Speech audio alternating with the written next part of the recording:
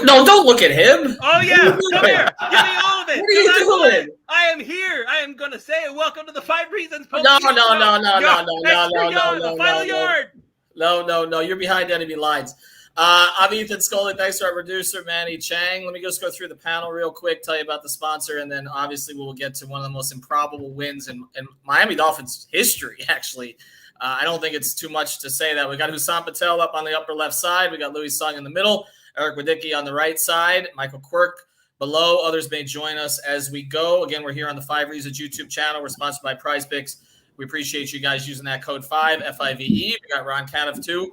So we got a full crew today. And again, Manny Chang is the producer. The Miami Dolphins win 42-38 behind 6 touchdown passes from Tua. That's 6. 4 in the fourth quarter. Tyreek Hill comes back from cramps and runs all over them. Tua comes back from a drop by Jalen Waddle. Other things that went wrong during the game. Here's what I'm just going to say, and then I will turn it over. I'll let Louis rant here, okay? Before we start to mock everybody. Look, here's the thing, okay? I understand Tua doesn't have the best arm strength in the world. I get it, all right? But here's the thing. Here's the 3 skills he has, okay? And the third one was on display. The accuracy, the anticipation, but to me, his biggest skill is his resilience. I mean, he's shown that throughout his career, just to even come back from the injury that he did. This quarterback and this coach, we need to talk about this coach today too, because I watched a bowl of crap last night from the Canes, from a coach who coached scared on the road. This coach has it. He's got it. I'm sorry. I'm 2 games in and I'm sold, okay? I mean, to me, he's everything they've wanted the last 10 coaches to be. But Tua is the story today. They couldn't get any pass rush on Lamar Jackson at all. He played a near perfect game. They beat Lamar Jackson on the road when Lamar played, a perfect game. He really played a perfect game. They got no pressure on him whatsoever. They gave up a kick return on the opening kick for a touchdown, and they come back and win in Baltimore when I don't think the Ravens played that poorly. The Ravens didn't turn it over a bunch of times. They didn't put the Dolphins in great position, made a couple of mistakes. Obviously, the fumble by the goal line and then the decision to go for it on 4th down. So we got a lot to get to. But to me, the story is Tua, which means you will not hear about Tua. You will not hear about this game tomorrow. This does not exist. ESPN will not discuss it. Fox Sports will not discuss it. It did not happen because Tua did something today that only Dan Marino and Bob Greasy have done for the Dolphins. Louis, yours. I am honestly speechless. Like this whole time, and anybody who's you're not. Don't say that. I'm not. That's a lie. I'm not speechless. I'm just trying to think. What do I say first? I guess is what I should have said. Like I was ready. I was fully ready to say this game was over after the first half. And I feel like a lot of people were feeling the same thing. Down 28-7, and then they just go back and they score again, the Baltimore Ravens did. Lamar Jackson running down the field like it was no big deal, going in there, just putting us even further in a hole. And then I don't know what happened. Tua unleashed another level we have not seen from him the entire time he's been in here in Miami. And yes, cannot be understated. 6 touchdown passes. The last time that happened for a Miami Dolphins quarterback, September 21st, actually 3 days from now, it would have been the same year, 1986, Dan Marino against the Jets. Like, can you, like, I'm baffled, man. I'm incredibly happy because a lot of people, they were dunking on him, bad decisions, and they were bad decisions. They were bad decisions. Nobody's going to question that. But he went off today, and this is the reason why you don't give up on him. This is the reason why you stick with him. You keep pushing. You keep trying because this is the kind of performance that he can give you. He was the left-handed Drew Brees today because let's not say Drew Brees never makes mistakes. He did. And today was just a perfect example of what kind of a quarterback that Tua can be. And by the way, let's also throw this out there. Not everything was going his way. He did not have his starting right tackle, although that might have been a net positive if you think about it. But let's be real. Let's be real. Greg Little. And let me tell you something. When the whole team came together at the very end there and made something happen, Mike Gesicki coming down, jumping up like 9 feet in the air to make that touchdown catch. Beautiful, beautiful stuff. Tyreek Hill breaking free. Tua just unloading it. And there it is. Boom. 1 touchdown. 2 touchdowns away. Tyreek Hill again down the field. Boom. Game is tied before you know it. And just when you thought, oh, the Ravens are going to go down, they're going to score again, that beaten Dolphins fan syndrome starting to kick in, feeling like, oh, this is how it's going to end, but it was what a ride. No, Tua said, no, I refuse. We did not come all this way just to lose. They go down the field one more time. And Chase Edmonds, by the way, great run. The running game came together today. That made such a big difference. Raheem Mostert, Ron, you know that I said this. I thought Raheem Mostert was going to be a big deal in this game. And you said Mike Gesicki was going to be a big game in this game. You and I both right. So Pulse of Vince Nation represent right here. Just that whole fourth quarter was the ultimate roller coaster that I cannot. It's so hard to still even fathom. My heart is still beating 100 miles an hour just because it's still hard for me to process that this actually happened. I have never seen this happen in my lifetime as a Miami Dolphins fan. Never has there been a comeback like this. Eric, you were right too, because you went over on everybody. You thought the passing game was gonna play out today. I do want. We're gonna get into Tua, and I'll line everybody up here for this stuff. I just, to me, I'm on the coach too, man. Like I mean, he just kept dialing it up over and over and over and over. I mean, and we just don't see that. Like, it's just, this isn't normal as Dolphins observers. Yeah, I mean, it's one thing for us to say, like, for McDaniel to come out and say, yeah, I have faith in my team. Because there's a ton of coaches that'll tell you that they have confidence in their team until they're blue in the face, and then they'll go out there and they'll prove otherwise when it's actually time to do so on the field. Mike McDaniel has 100% trust in this team. He has 100% trust in Tua, and frankly, I don't see how you can question that after something like this. This is something that's completely validated that trust. All offseason we had people that were saying, well, it's just really to build Tua's confidence. It's to do this. It's to do that. I don't care what it's for. Because I think it's clearly working thus far, as far as especially what the offense does. There were things that were so different in the second half to the first half that I can't even describe them. Tua was taking sacks in the first half that in the second half he was moving around so much better in the pocket. You saw it on the touchdown pass to Waddle. He had another play where he spun off a defender to River Craycraft. And then he actually ran with the football on one play. I know Lewis is probably pretty happy about that. Got out of the pocket and got a little bit. Yes. Oh my God. Run the doggone ball. You see how the defense backs off a little bit once you see that he can do it? Yeah. So, I mean, as far as that goes, like Ethan said, it's a testament to how much faith that McDaniel has in this team to go down 28-7 on the road in a very tough place to play in Baltimore.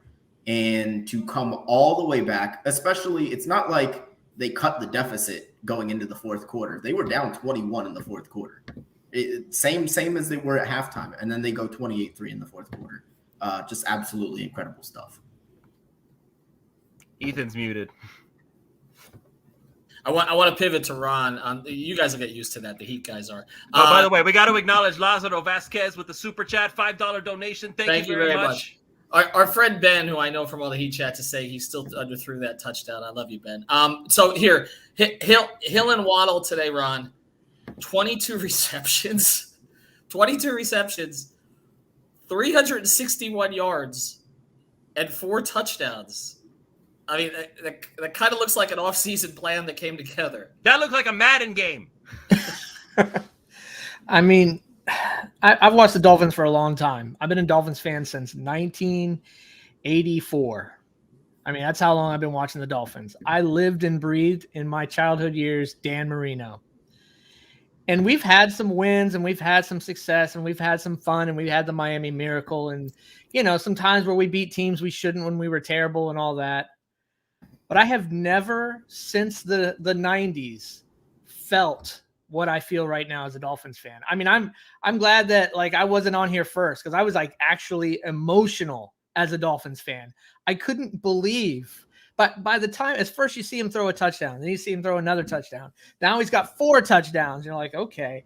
But by the time he got to 5, I just knew 6 was going to happen. I didn't even question it. And that's how you used to feel when you had Dan. And I do not want to say that I think Tua is Dan Marino. Just trying to describe the way I used to feel as a fan watching those games in those shootout games when our defense wasn't maybe playing great, but we had this guy back there that we knew could just sling it. And that's what it felt like. It like Tua made, not that I don't believe in Tua, but he turned me into a guy that I was like questioning big time in the first half. Like, this looks like the same Tua we saw last year. Better players, better game calling. And yes, I agree. Mike McDaniel, oh my Lord.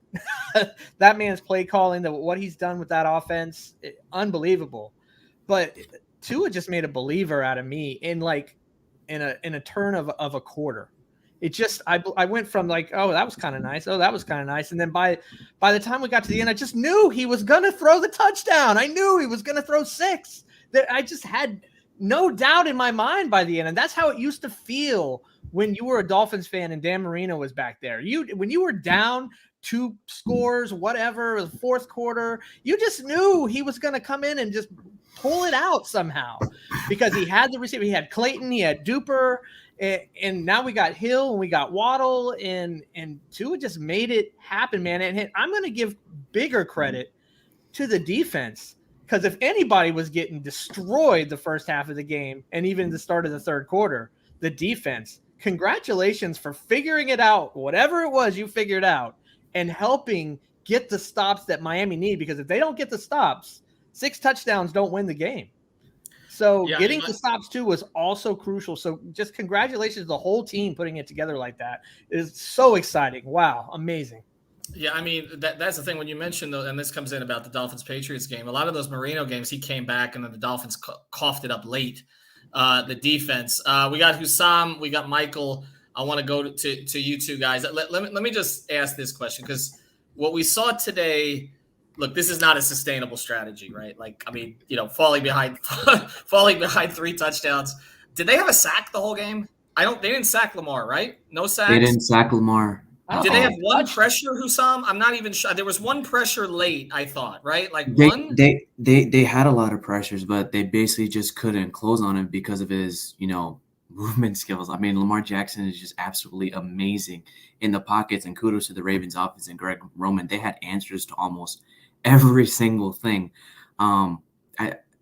Me personally, as a Dolphins fans and just covering this team for the last year and a half, when was the last time the defense played like that and the offense held up their part? You mean played poorly? You mean basically? Yeah. Exactly. I mean, with all the mistakes Tua made, those 2 interceptions, the thing was he was risking it. He knew what plays needed to be made in order to win this. And I mean, kudos to Mike McDaniel and the coaching staff for basically adjusting at the half. I mean, they were down 28-7 at one point, 35-14 in the third quarter, and 12 minutes scoring 28 points. When was the last time this offense actually scored 28 points in 12 minutes? We take a look at week 1, what that offense was like. And I was saying, this is probably the floor of the Dolphins offense. I mean, Tua looked like Jimmy G out there, average Jimmy G out there. That was an average Jimmy G game. Oh, okay. First half you meant. I'm about to say Jimmy G. an average Jimmy G game. Give him 2 weeks up against the Baltimore Ravens, playing in M&T Bank Stadium, playing in a hostile road environment, a potential playoff team up against a potential MVP quarterback, somebody who has this team on his short list to come here if he does not get extended by the Ravens. Tua balled out, and he heard everything from the last 2 seasons and last week's games. I think this shuts everything up. And to think about it, you're playing your second string offensive tackle, a left guard moving to center. You're playing Liam Eichenberg, who's been the worst Dolphins offensive lineman the last 2 years besides Austin Jackson. Teron Armstead held up except for that one play where he let Justin Houston go by 3 times. And kudos to Jalen Waddle, man. Jalen Waddle kept Miami in that game. And even though Tyreek Hill was dehydrated, he came back, lifted Tua up. That one 40-yard touchdown and another 60-yard touchdown on back-to-back drives. I mean, when I delve into the All-22 this week, we're going to see a lot of crazy, funky shit that McDaniel pulled off up against his Baltimore defense. And I'm not saying this Baltimore defense is absolutely freaking elite. They had two corners who were playing injured. Jalen Armour-Davis, he's a 4th-round pick from Alabama. They have a fantastic defensive line and really good coverage and blitzing linebackers. This was a really, really good litmus test for this offense, week 2 on the road. And if this is a playoff team, you can go back to week 2 and see how the Dolphins fared up against a playoff team. Nevertheless, Tua Tagovailoa coming back from a 28-point deficit to lead his team, engineer it, and to end this off. This is what Dolphins fans have been wanting from Tua Tagovailoa the last 3 years, and it's what they have absolutely held Herbert to. They wanted Justin Herbert because of those plays Tua made right there. And again, if you give a quarterback an offensive line, you give him workable weapons, he will cook, and he cooked today. Michael, to that point, we talk about this. If this is a playoff team, we talked about them getting out of this first 4 at 2-2, right? I mean, you're playing a New England team that is down. There's no question about that. I mean, obviously, they played a team with no quarterback today, so that was helpful. But I mean, you're talking about playing New England, having to deal with Belichick, your coach's debut. Then you got to go into Baltimore where you never win. You never win. Okay, and you get that Lamar Jackson every time. I was looking at the numbers. The last Lamar was 158.3 in the first half. The last time he was 158.3 was against the Dolphins in that place. Okay, and so you get that, and then you get Buffalo and Cincinnati. And honestly, McDaniel won't say this because he's going to go for broke, but they're playing with house money right now. Like, I mean, they're 2-0. They've got they got 1 division win, 2 conference wins. They split the next 2.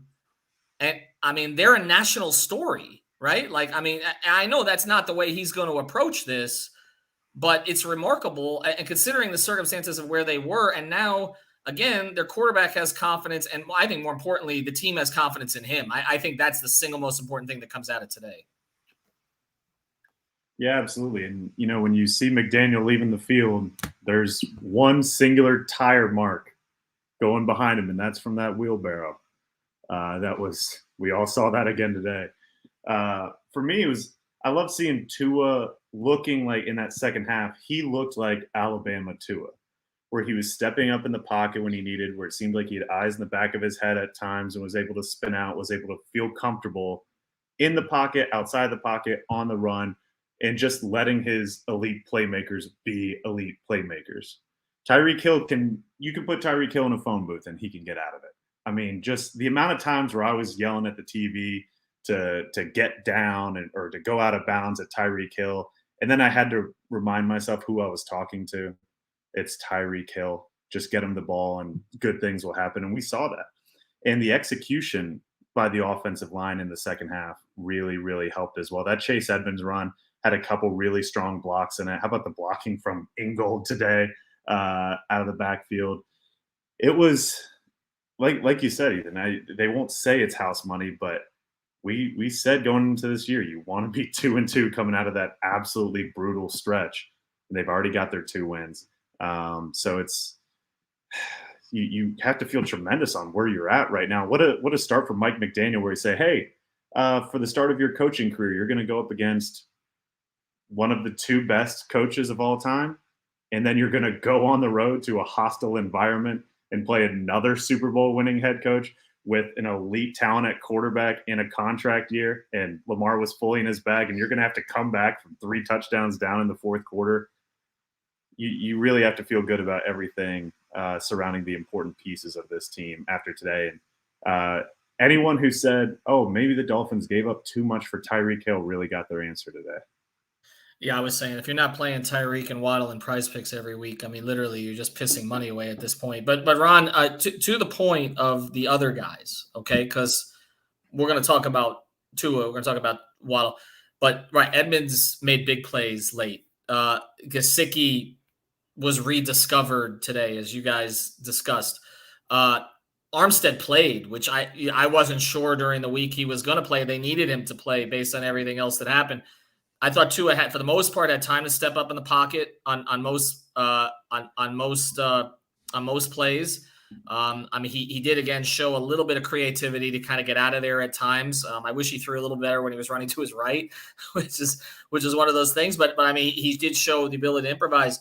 But I mean, the entire offense I thought played well. And again, the scripted stuff today was great. They came. I mean, that first drive, it got overshadowed because obviously the way the game started. But I thought the first drive, McDaniel's scripting of everything.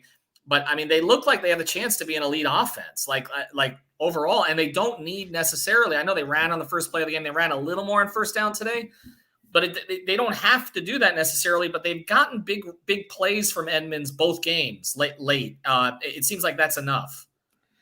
How about that play call, right? We were listening to the commentators. We were listening to them talk about, I think it was 29 seconds left in the game. It was 2nd and 1. We took a lot of time there, right, to get the call right. How about that? How about that play call from McDaniel to call the run on there when everybody's probably thinking pass and Edmonds just has that nice little skirt there, man, for like, I don't know, 18 yards or so. What, just unreal. I mean, you saw a total team offense in that second half that was as good as any offense, not just in the NFL right now, but as any offense we have seen in the NFL. Now, I understand it was for a short period of time. It was for a quarter and a half or a quarter. That but honestly absolutely makes it more impressive, Ron. That makes it more absolutely. Impressive. We saw offensive play. How quickly, like McDaniel, is the real deal. You know, looks like it seems Tua can be the real deal, but I know McDaniel is the real deal. Like, I feel so confident about that. The team didn't give up. He kept them together. And man, can he play call. Like even his wide receiver screens are better than, like, 10 times better than Adam Gase's wide receiver. I was going to say, like, I mean, Gase was just throwing that flat 30 straight times on 3rd and 8. To Devontae Parker. Exactly. And he just knows what calls to play and when to play him, and Tua fed into it. Take Clump off the screen. Right there. That's how you know. That's how you know. You can't even deny it. Yeah, that was just insane play from the whole team, and Tua was the orchestrator of it, and Hill just, I mean, it looked like he was cramping, or he was cramping. He went to the locker room. He got, he got an IV. He got some oxygen. He comes out, and the man was Cheetah again.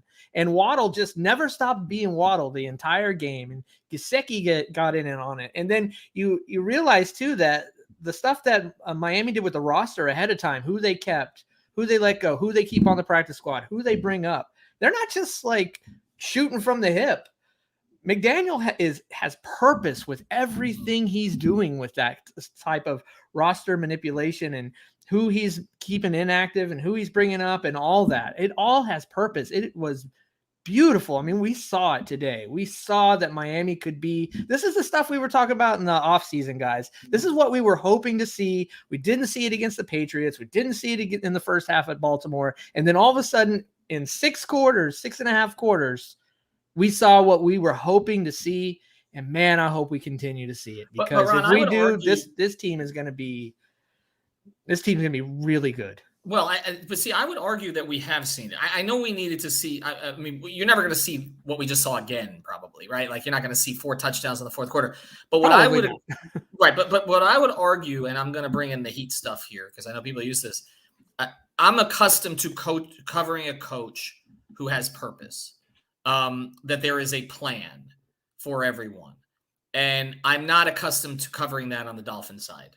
Like, there is a purpose for development of each player, getting the most out of that player, and then you see it develop over the course of the season, and you can see where the plan is for Eric Spoelstra. I think it's fascinating that Eric spent some time with McDaniel lately, because knowing Eric really well and knowing Eric when he was 38 years old, when he broke in, and seeing what he's become and seeing what McDaniel is at the same age that Spo was when he broke in, there are so many similarities from them. Spo's not a goofball, okay? He's not an IT guy at Best Buy.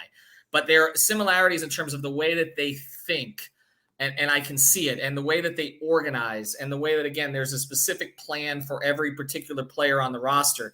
And it's like, I was thinking today as I'm watching McDaniel, Eric's phrase, "We have enough," okay? And you can see it now with the Dolphins. That whole next man up thing, that was all BS in previous years. It was always blaming this player for that or that player for that. Gase, well, we had to play a really good Cincinnati team when Cincinnati was 5-11, or it was difficult to win on the road. Okay, every team has to win on the road.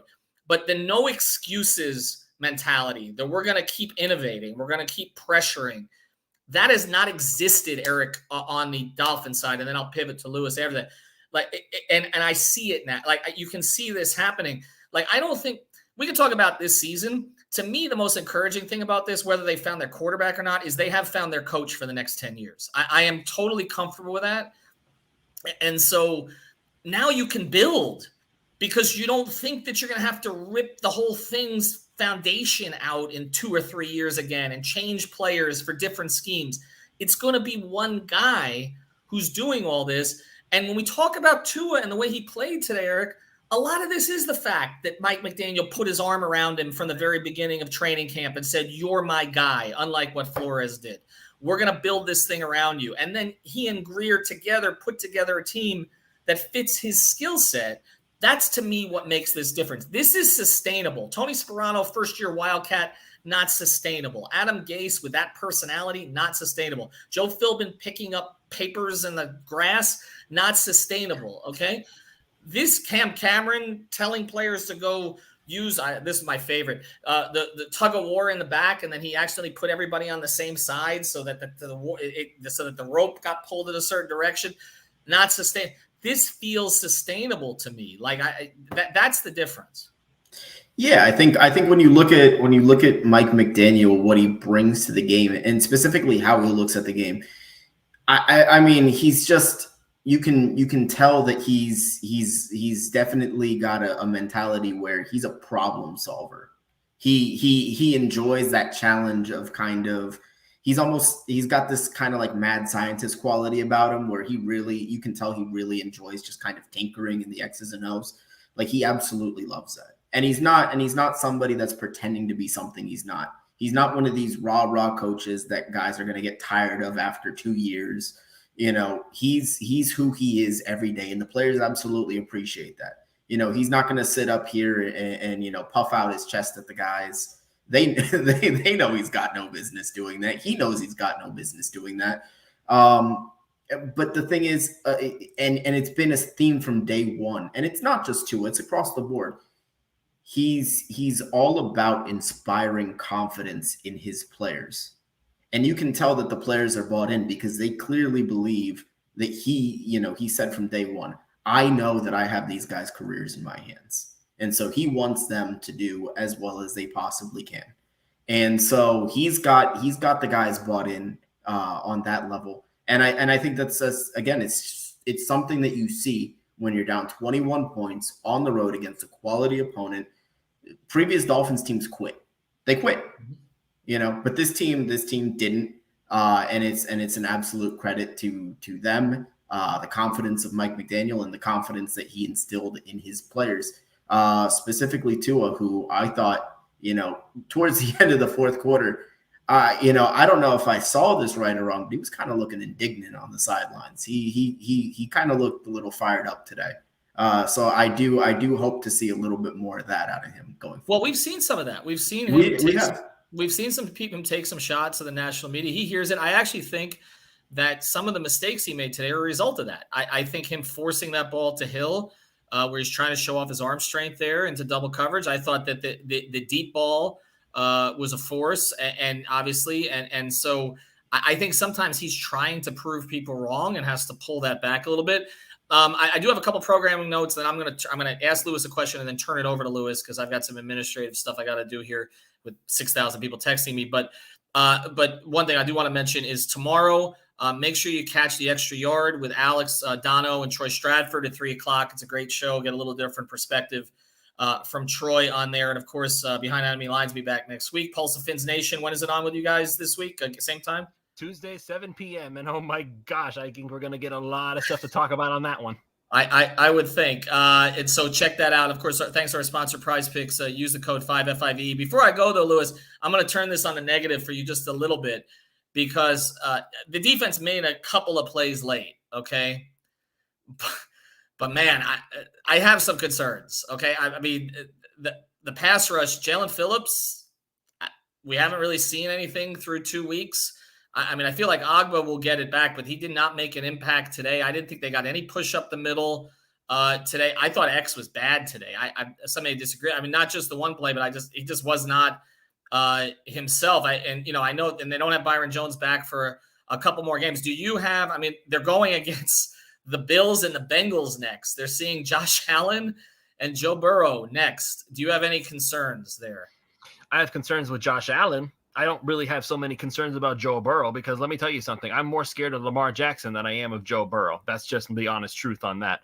Because the things that Lamar Jackson can do, the fact that remember, Lamar Jackson literally burned us with both his arm, 318 yards passing, 3 touchdowns, obviously an almost perfect passer rating. At some point in the game, he actually did have a perfect one. But he was also the team's leading rusher, 9 carries, 119 yards. That's crazy that Lamar Jackson can be that one-man army. As for Joe Burrow, he's good. Don't get me wrong. He's really good. But he doesn't have that same level of scare factor, I guess. He's not quite as electric as Lamar Jackson is. Now, granted, Burrow has more weapons to go at, and that's where the defense is going to have to come up big. But the part of the issue that I feel like I had, and this was something that I brought up to Ron in our Dolphins DMs, was that I didn't understand the game plan with Xavier Howard stepping back like 10 yards off the line, doing that same soft zone stuff that we've been doing early last year. And then somewhere down the line, I guess they decided, you know what, this probably isn't working very well. So let's go ahead and change it back up again. And I think that's when the difference was made. That's when they turned it around. When you started to see them press at the line, that's when it was over. I don't know why they need to just get it through your head. That's the way this team needs to play defense. Stop playing soft. Stop playing zone. It doesn't work. We don't have the players for it. Press at the line, play man. You're going to get beat once in a while, but you're going to play good defense. Sorry, Lewis. No, that's fine. Listen, man, you know how this is how we work. You know this is how we work. But and that's why I feel like as far as the pass rush goes, that is a concern because I was really hoping that I would see a big game from Jalen Phillips today. I really, really did. And maybe this is just me trying to find the silver lining here. I can't help but wonder if maybe they weren't going all out to go after Lamar Jackson because they know that if they sell out to go get him, he's going to just run away anyway. Because you have to think about that. Again, that's the kind of mental gameplay that I keep saying Tua needs to use. He needs to use his legs. He needs to make the defense back off. Because if you're afraid that he could just step up into the pocket and he could run for 9 plus 10, 15, 20 yards at the drop of a hat, you cannot sell out to go get him. He's not going to be a statue in the pocket. So I feel like that we're not going to see much from next week because Josh Allen is just like Lamar Jackson, except he's bigger and stronger, maybe not quite as fast. But he's more than willing to run, so I think we're still going to have to try to create the pass rush there. Maybe against the Bengals, they might be willing to sell out a little bit more because, again, it's not that Joe Burrow isn't a good quarterback. It's just that running the ball is not his MO. That's not something that you necessarily expect from Joe Burrow, if that makes any sense. Because, again, they're different types of quarterbacks in this league. Josh Allen and Lamar Jackson are the types of quarterbacks who can scare you with the fact that they can run for 100 yards and they don't even blink.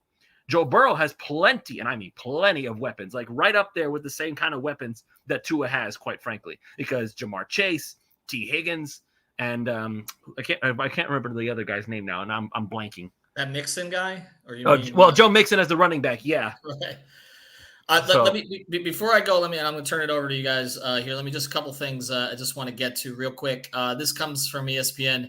The Dolphins trailing by 21 early in the fourth. The last team to win a game after trailing by 21 or more in the fourth was the Eagles in Week 15, 2010 against the Giants.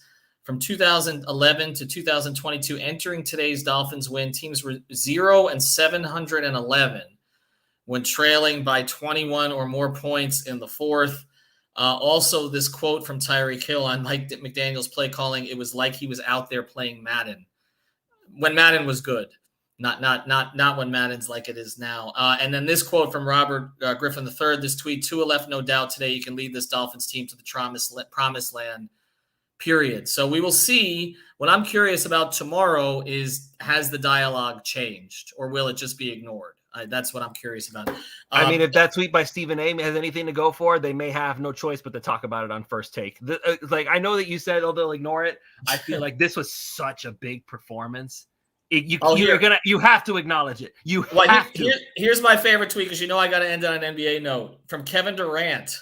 Waddle and Reek ran 4 verticals every play, man.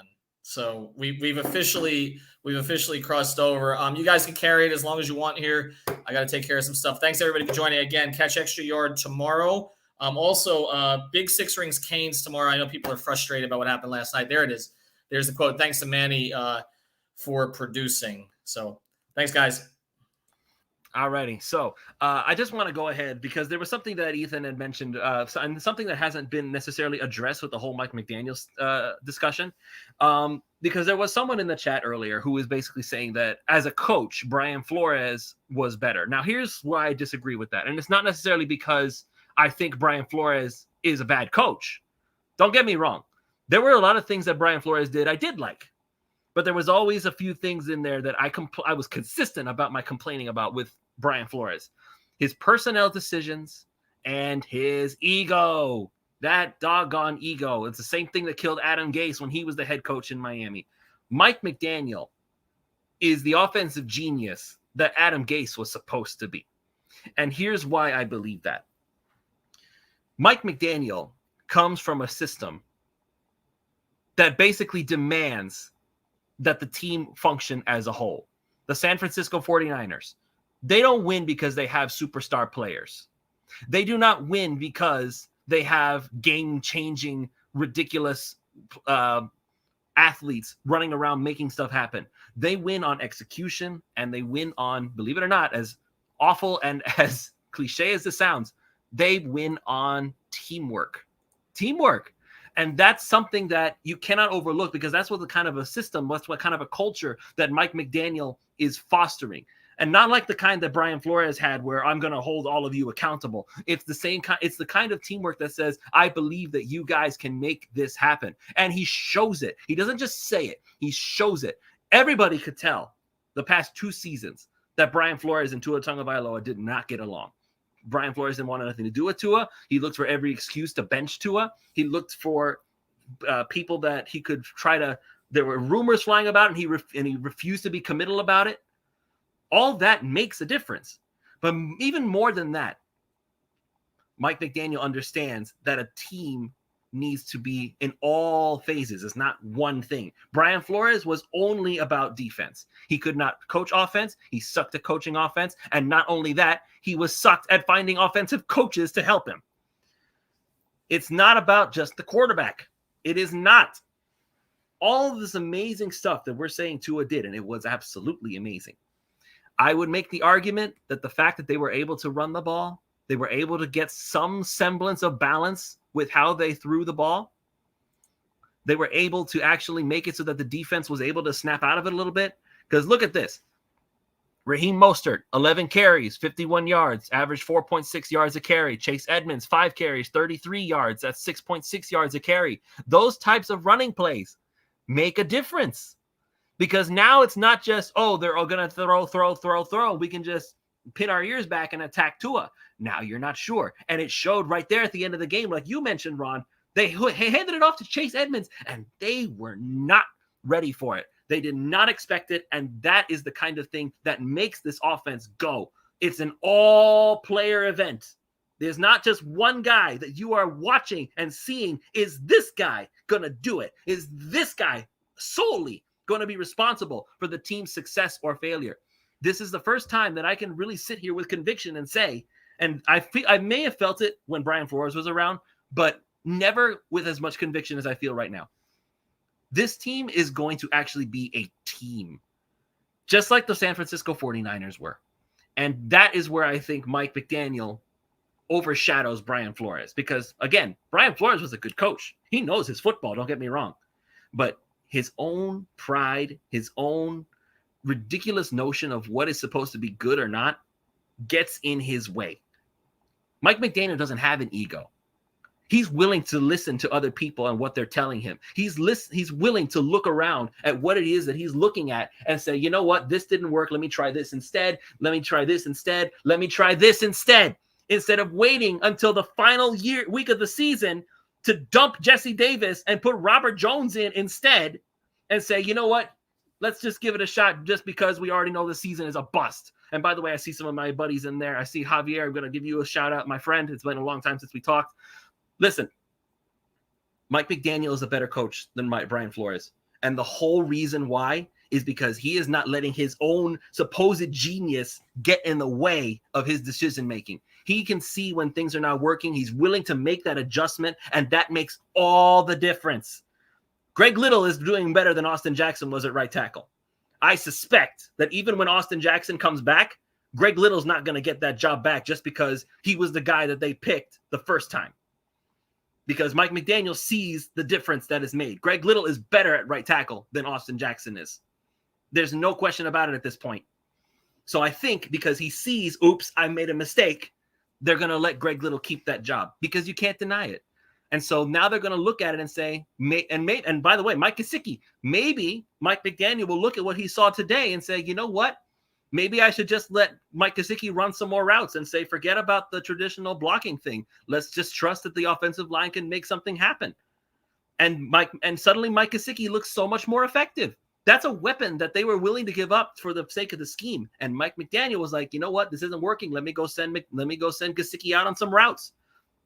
That makes the difference for me. That's why I like McDaniel more than any of the coaches we've had ever since I really started covering this football team. The willingness to make changes and change his philosophy based on what he's looking at instead of just pounding it away until it works. The floor is yours.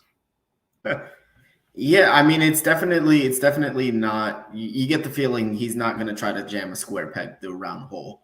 I'll be the first one to admit when I saw Tyreek Hill come out after the cramps, yeah, the first thought I had to myself was, how selfless of him to come out. He's hurting, but he's probably going to be a really effective decoy on the field for the second half. But just going back to that, this is what he was brought to Miami for. This is why you go out and you get Tyreek Hill. We questioned, a lot of people questioned, how effective is Tyreek Hill going to be going from Patrick Mahomes to Tua Tagovailoa?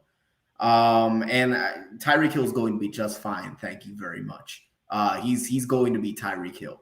And so you look at what this offense has done, and it's just it's really a breath. It's really a breath of fresh air. They're doing things that I've never seen them do, throughout my entire time watching them. But it's like Lewis said, it's collaborative. Everybody had their moment. Raheem Mostert had his best game running the football. I know it's 2 games in, so that's a little silly to say, but he had a good game running the football. Chase Edmonds showed up late in the fourth quarter. It's just a matter of all of these guys, again, and this is something that I said going into the season. You see the vision for the offense. You see how all the pieces kind of fit together and interweave to kind of create a comprehensive picture. And that's something that's been lacking for the longest time because we've had guys that just didn't fit. I mean, what were we for last year, for example? What were they doing with Devontae Parker as their number 1 wide receiver? Devontae Parker is a great talent in the vacuum, but when you look at the offense and specifically with the skill set of your quarterback, Tua Tagovailoa, it doesn't fit with Devontae Parker. Tua is not the guy that wants to throw 50-50 balls all day. He wants guys that can get separation, and he'll hit guys that can run after the catch. That's not Devontae Parker. So what do? They go out. They get Tyreek Hill. They pair him up with Jalen Waddle. Now defenses have to make a choice. And now they have to choose between 1 or 2 of those guys. And if they try to zero in on both of them, they've got Mike Gesicki, they've got Chase Edmonds, they've got Raheem Mostert, they've got Cedric Wilson. So this is something, number 1, it's depth. And then number 2, it's just the way that the pieces fit. It fits in a way that it never has before in Miami. All right, sorry, man. I want to open it up to final thoughts because I see Manny is like, I got to get back to work because the producers got to go home. So any final thoughts before we wrap this up and we say, let's just go back onto Twitter and start talking over there? Anything? Yeah, one thing for me is they teach you in journalism school, don't write your story before you get there. And I have to be honest, I was a little guilty. No, yeah. Listen, everybody thought thought this game was over. Okay. Everybody thought this game was over. Thought, okay, the narratives are coming here and there, and just how bad might this get, because the Dolphins just look completely unmatched. And my God, that second half, we talked a lot during the game about the momentum shifts within the game. I think that this is a huge momentous moment for this team, because Mike McDaniel is able to win a game like this as a young coach. Tua being able to win a game like this as a young quarterback and having that gaudy stat line that can really just speak for itself. And they're going to need to pull into their bag for moments like these. Maybe not 21 points, but moving forward, especially as they're now getting to the second half of this tough opening 4-game stretch. So I think aside from just getting that win in the win column and a conference win at that, and a conference win over a team that they could be fighting for playoff positioning with later on in the year, I think that this is really important behind the scenes and outside of the win column as well. Ron, I saw you unmute your mic. A couple things. I think it's kind of piggybacking a little bit on what Mike was saying. What they did here beyond just getting the win is they early in the season instilled themselves with confidence that they can score an immense amount of points if they need to. Confidence that no matter how the game is going, they can get it corrected. And I also want to say, just throw out a couple stats there. I saw it when I was looking through my phone, but I lost it. But I think I have this right. Tua was 24 of 30 for 315 yards and 5 touchdowns in the second half. Tua is also the first Miami quarterback since Dan Marino to throw for 400 plus yards and 4 plus touchdowns. That is unbelievable. And he may not throw 6 touchdowns again this season or his career, but at least now we know now, and teams know. Here's the thing. Remember we talked about this, Lewis, on Pulse of Fins Nation. Teams kept playing the run with Miami, and I say teams because I'm including preseason, I'm including joint practices, because Mike McDaniel would say in all his pressers, he just seemed not frustrated, right? But surprised the way defenses were playing Miami, considering the track team of wide receivers that they have. So, he's like, well, I guess we'll just throw the ball then. That's why they really weren't running it in preseason. They did not respect. Teams they did not respect. No, they didn't. They were selling out. They were selling out to stop the run because they weren't respecting Tua, regardless who the receivers were. And I said, your Tua in the offense is going to have that game or two. Remember, I think I said that last week on Pulse. He's going to have that game or two to back off this selling out to stop the run. That was what was going to happen, and it happened. So now it's going to be interesting to see what teams do, and it's going to open up the run game. That's what's going to happen. This will now open up the run game to allow Mike McDaniel to implement his entire scheme, his entire playbook of what he wants to do, because I think, like what Eric said, he's not going to just sit there and be like other coaches. Oh, we have to establish the run, so let's establish the run on 8-man boxes all day. He's not going to do that. He's going to be like, oh, this is the look you're going to show me? Well, I'm going to run these plays then, because that's what McDaniel's going to do. He's going to run whatever you're showing him. He's going to run wherever he feels he has the advantage. Those are the plays he's going to run. So now I think he's going to be able to even balance it more, and it's going to make it even more dangerous and deadly of a team. He'll be able to get even more time of possession advantage, etc. So it's exciting to see what this one game does. It just has so many different facets of advantage for us when it comes to confidence and proof and belief in themselves and play calling and strategy and everything. Eric? Yeah, so I'm going to keep it nice, short and sweet, and 3-1. That's all I'm going to say. We wanted 2-2 through the first 4. I think 3-1 is not only possible, I'm now leaning that way as to say that is what will happen. All right, but you got to call it. Is it going to be the winning going to be against Buffalo or Cincinnati? I'm not letting you off the hook. Cincinnati. Okay. Yeah, that's what I was thinking too. Not gonna, because right now I'm That's literally fair. watching the game right now, and the Bengals are losing 14-3 to the Dallas Cowboys, who are down Dak Prescott and some of their top guys. That Dallas defense, man. I'm telling you, Micah Parsons probably already has 3 sacks against that terrible Cincinnati O-line. So yeah, if Miami can come back and beat the Baltimore Ravens, weakened though they may have been, I am not looking at these Cincinnati Bengals as this unstoppable juggernaut. We can beat them. We can definitely beat them. And so with all that said, last thing before I do, we talked all of this for an hour. We talked about this, and we were so happy with the ultimate performance in the second half. We did not even bring up that the referees tried everything they could to stop the Dolphins from getting there.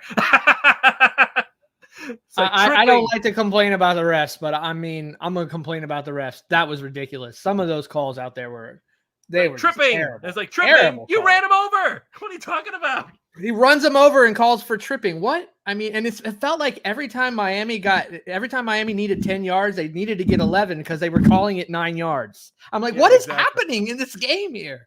It's very frustrating. 25 years they hadn't won in Baltimore, bro. They need to keep it that way.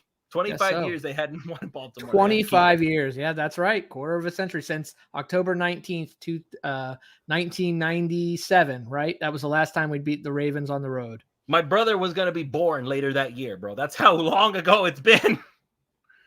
So, all right. So thank you all so much for joining us. It has been probably the most fun I've ever had in a post-game show ever. Not even since the Miami Miracle do I think I've ever had that much fun. So with all that said and done, thank you all once again so much for joining us. Go to prizepicks.com. Make sure you choose the over on Tyreek Hill and Jalen Waddle every single week because I guarantee you they're going to get something done. Use the promo code 5. They'll match up to $100 on your initial deposit. I know that I probably should have done some more Jalen Waddle and Mike 10 Tyreek Hill because if I had, I probably would have won instead of assuming that Jason Sanders was going to be a big deal. No, Tua said, I don't need no stinking kicker. Let me do it myself. So awesome time. And I cannot wait for Tuesday at Pulse of Fins Nation. I cannot wait to go behind enemy lines, see if maybe the Buffalo Bills have changed their outlook on how Miami functions. All right. Once again, thank you all so much for joining us. We will see you next time. Manny, take us out.